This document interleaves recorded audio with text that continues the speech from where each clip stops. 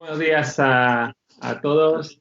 Estoy bien aquí en casa, que nos toca a todos. Muy buenos días a toda la iglesia, a Cristo Salvador, a Príncipe de Paz, especialmente, como ya habéis dicho, a la gente que está aquí por primera vez, que está aquí invitado. Muy especial bienvenida, os echo de menos, os quiero dar un abrazo. Me falta Santi diciéndome, a ver si os escribe por el chat y nos anima a todos. Quería empezar esta prédica realmente cuando he empezado a pensar en el día de la resurrección esta semana acerca de qué quiere Dios hablarme. Y la verdad es que empecé a escribir el mensaje pensando, estoy un poco harto de escuchar ya del COVID-19, el coronavirus, todo lo que está ocurriendo, pero me vais a tener que soportar un poquito más, porque ciertamente Dios me ha encaminado a ver esta época de la resurrección, un día que hoy debería ser especial, un día que hoy debería ser de alegría, de esperanza. ¿Cómo puede ser todavía de esperanza, aun cuando estamos en cuarentena, en nuestras casas y estamos en este ambiente? Sabéis que Alvar tiene una frase famosa que decía que teníamos que predicar con una mano en la Biblia y con la otra el periódico. Es decir, que cogemos lo que pone la Biblia, las verdades y los principios que pone la Biblia y los aplicamos a nuestra vida, en nuestro contexto y cómo deben tomar forma en nuestro tiempo. Por tanto, vamos a hablar un poquito de la resurrección, qué quiere decir la resurrección en nuestro tiempo y cómo se vive ahora con esta cuestión del coronavirus. Y lo vamos a hacer con un pasaje, Juan 11, que quizás no se utiliza mucho para hablar de la resurrección. Me parece muy interesante cómo Jesús trataba la resurrección y cómo Jesús vivía la resurrección, incluso de amigos cercanos que él vivió y la enfermedad. Así que vamos a leer Juan 11, 17, creo que lo van a poner en pantalla, si no, yo voy a ir leyendo y aparecerá. Juan 11, 17 en adelante dice, a su llegada, Jesús se encontró con que Lázaro llevaba ya 4 días en el sepulcro. Betania estaba cerca de Jerusalén, como a 3 kilómetros de distancia. Y muchos judíos habían ido a casa de Marta y de María a darles el pésame por la muerte de su hermano. Cuando Marta supo que Jesús llegaba, fue a su encuentro, pero María se quedó en la casa. Señor, dijo Marta a Jesús, si hubieras estado aquí, mi hermano no habría muerto. Pero yo sé que aún ahora Dios te dará lo que le pidas. Tu hermano resucitará, le dijo Jesús. Yo sé que resucitará en la resurrección, en el día final, respondió Marta. Entonces Jesús le dijo, yo soy la resurrección y la vida. El que cree en mí vivirá aunque muera. Y todo el que vive y cree en mí no morirá jamás. ¿Crees esto? Sí, Señor. Yo creo que tú eres el Cristo, el Hijo de Dios, el que había de venir al mundo. Hacemos un pequeño salto al 33 y Jesús ya llega a la tumba y habla con María esta vez y dice, al ver llorar a María y a los judíos que la habían acompañado, Jesús se turbó y se conmovió profundamente. ¿Dónde lo habéis puesto?, preguntó. Ven a verlo, Señor, le respondieron. Jesús lloró. Mirad cuánto lo quería, dijeron los judíos. Pero algunos de ellos comentaban, ¿este que abrió los ojos al ciego no podría haber impedido que Lázaro muriera? Conmovido una vez más, Jesús se acercó al sepulcro. Era una cueva cuya entrada estaba tapada con una piedra.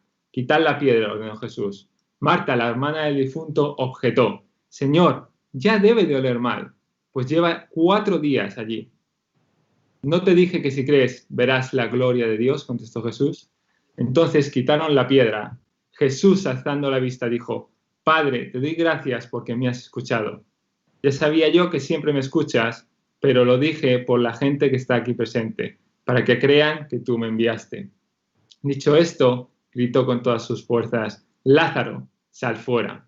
El muerto salió con vendas en las manos y en los pies y el rostro cubierto con un sudario. Quitadle las vendas y dejad que se vaya, les dijo Jesús.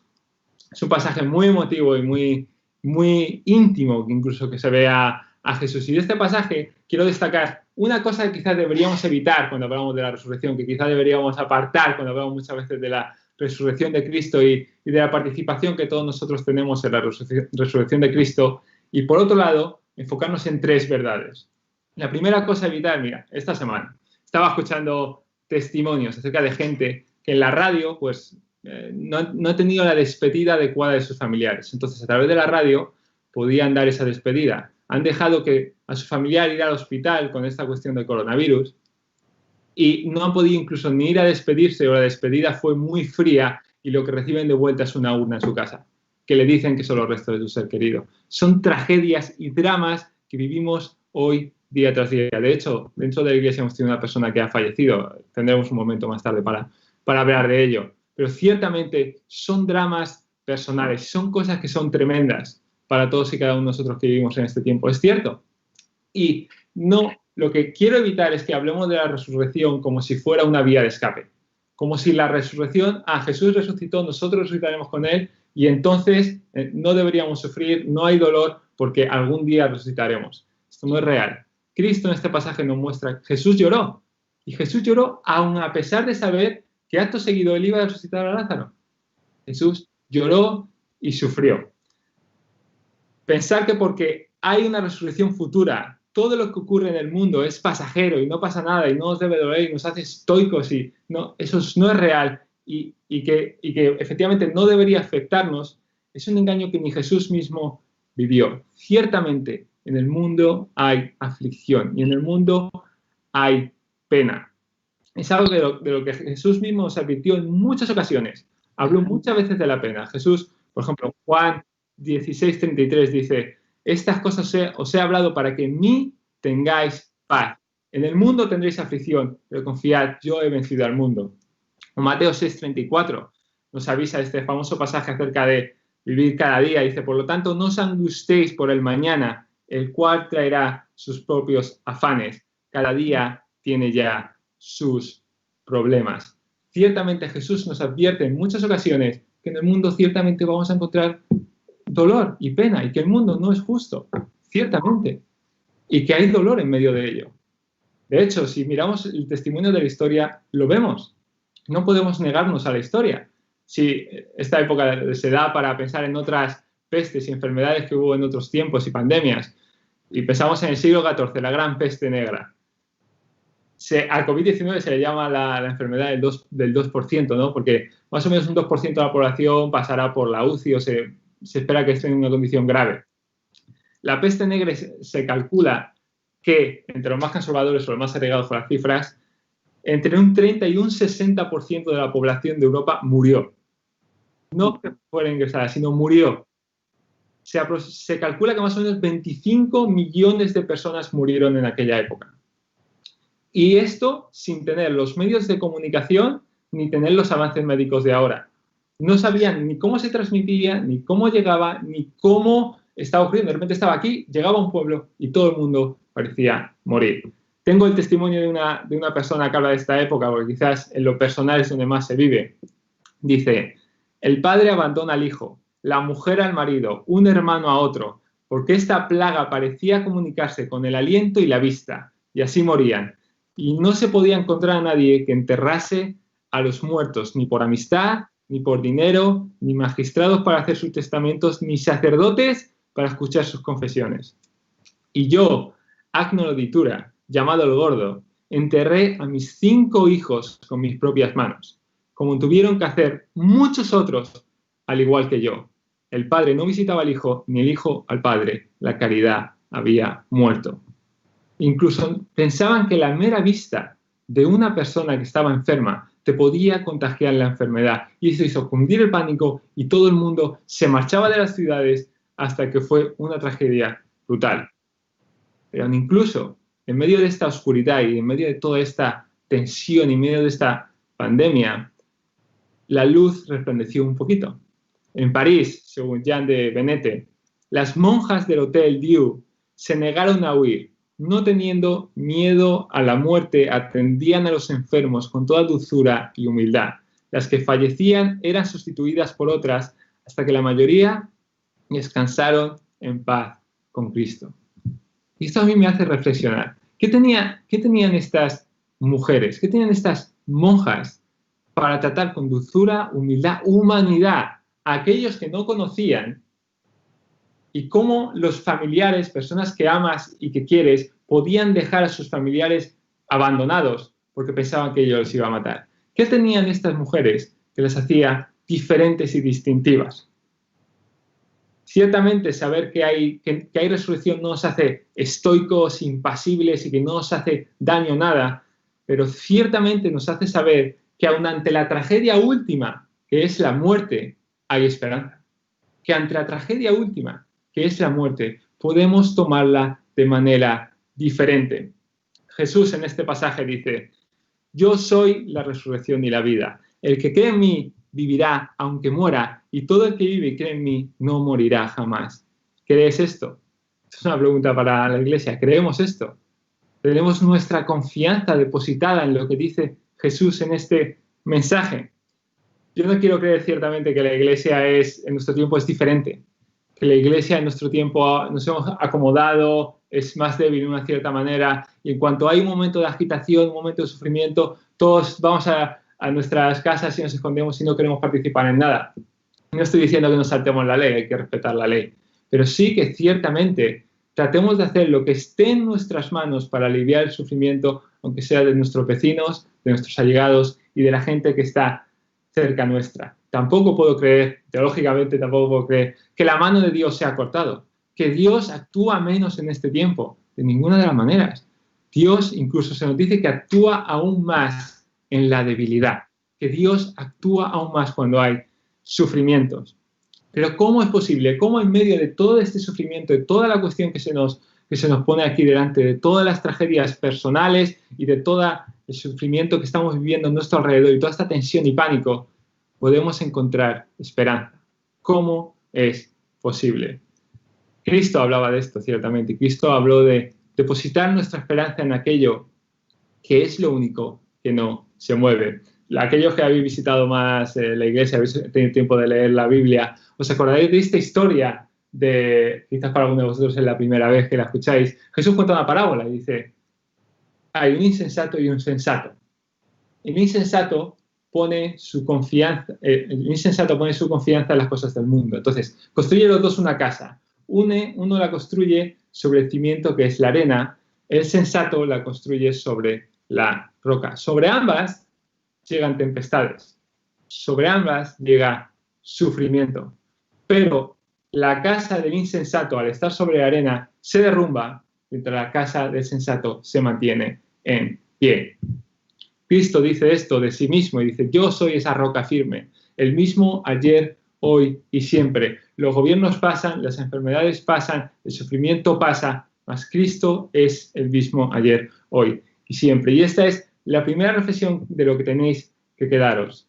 Cristo es la única roca firme. La muerte es una realidad, pasa día tras día, pero Cristo es el único que volvió de los muertos. Y eso es una esperanza que realmente nadie en otra religión, en otro sistema político, en otra creencia, puede decir de su creencia y de su fe. En primer lugar, Cristo es la única roca firme para todos nosotros. En segundo lugar, Cristo sí que puede hacer que de lo malo sacar algo bueno y positivo para todos nosotros.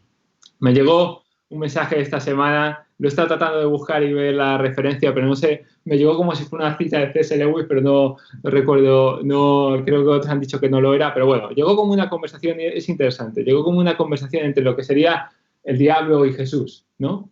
Y Satán decía a Jesús, creo que hay una imagen que vamos a poner ahora, dice: yo causaré ansiedad, miedo y pánico, cerraré negocios, escuelas, lugares de alabanza, eventos deportivos, yo causaré el colapso económico.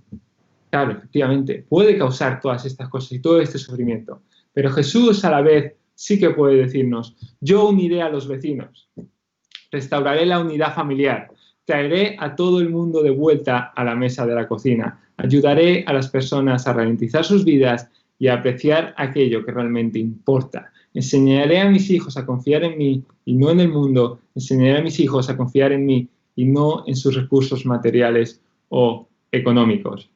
Cuando incluso dentro de toda esta tensión, Cristo puede sacar algo que nos edifique, algo positivo, algo que nos una más y algo que nos haga diferentes. En tercer lugar, he tenido algunos, de hecho, amigos que esta semana me hablaban, ¿no? Y me comunicaban: oye, ¿de qué te sirve ser cristiano? ¿De qué te sirve ser cristiano si al final tu sufrimiento y el mío son el mismo? ¿Te ocurre a ti lo mismo que a mí? ¿Por qué te sirve creer en Dios y tener fe y orar si al final es lo mismo para todos y cada uno de nosotros? Y déjame recuperar aquí una cita de San Agustín. Soy fan de San Agustín, como ya sabéis. Y él decía, ante su sufrimiento no fue en forma de plaga, sino que fue la conquista de Roma. Fue conquistada Roma, la ciudad, por los bárbaros, y fue un lugar de tremendo sufrimiento, porque Roma era la ciudad de Dios, ahí estaban los papas. Entonces había sido conquistada por bárbaros. ¿Cómo es posible que Dios permita hacer esto? Y se planteó esta cuestión, oye, ¿cómo puede Dios permitir el sufrimiento tanto a los cristianos si son seguidores del Dios verdadero?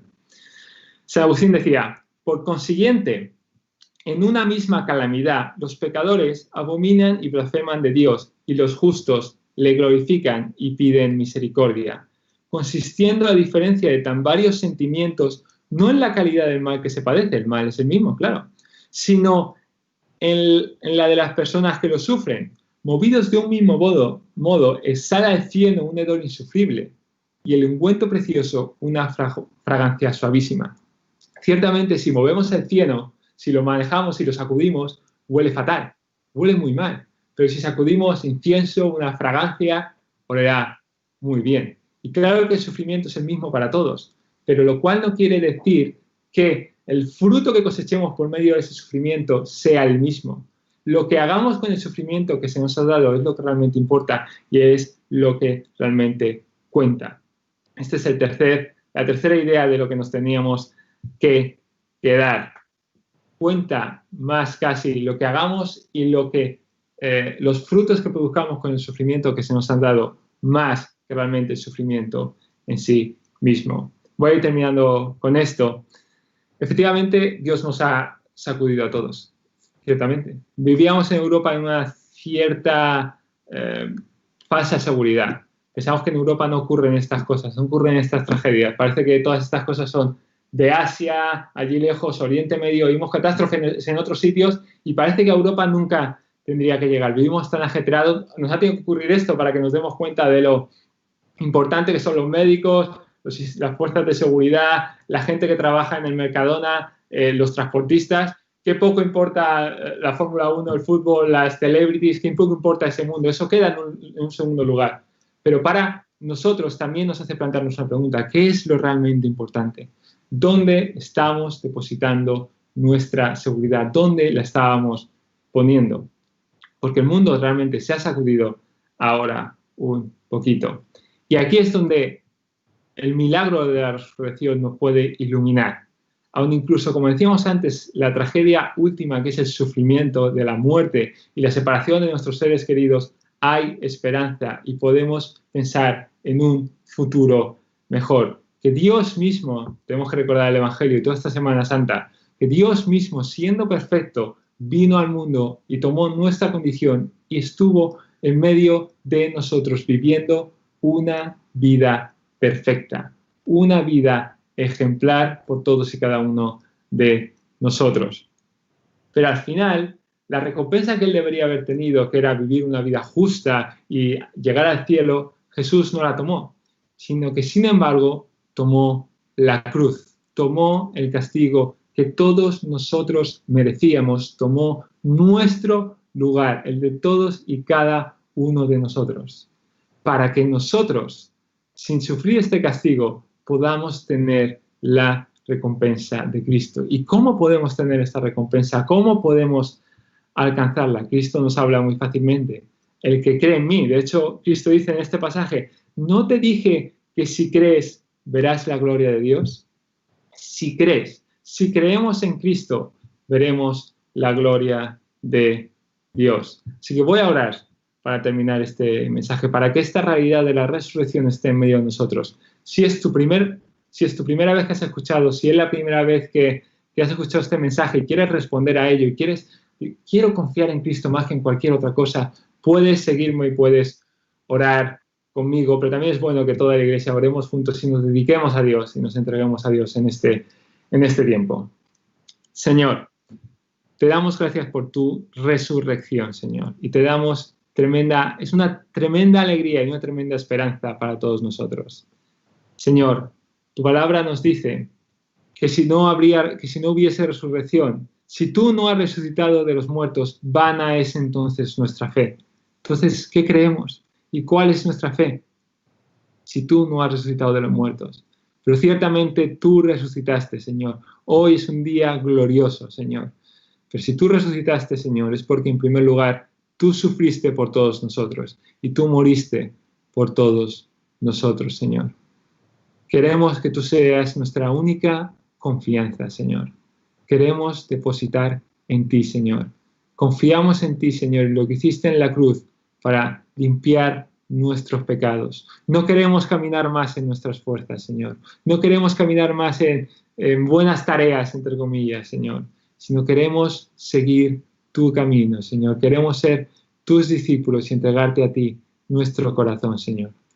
A ti te seguimos en todo momento, Señor. Queremos entregarte nuestra vida y recordar que tú eres la única roca que no se mueve. Tú eres la única roca firme. Y en esa roca es donde queremos estar. En tu nombre te pido. Amén.